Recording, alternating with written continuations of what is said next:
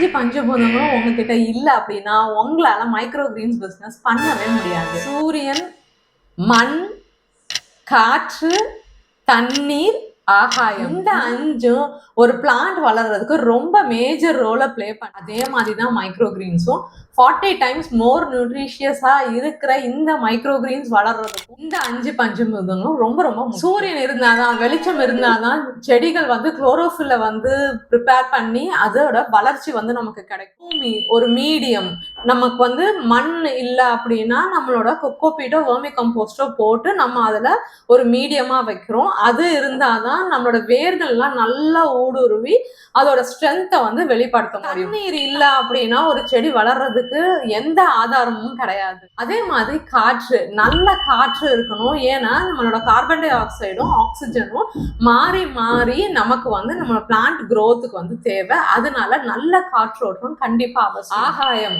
Humidity மட்டும்தான் நம்மளோட growth வந்து எவ்வளோ சக்சஸ்ஃபுல்லா இருக்க போகுது அப்படின்னு சொல்லிட்டு டிசைட் பண்ண போகுது. ஸோ அந்த ஆகாயம் வந்து ரொம்ப ரொம்ப இம்பார்ட்டன்ட். இந்த 5 உங்ககிட்ட இருக்கு அப்படின்னா உங்களால ஒரு மைக்ரோ கிரீனை நல்லபடியா வளர்த்து எடுக்க முடியும்.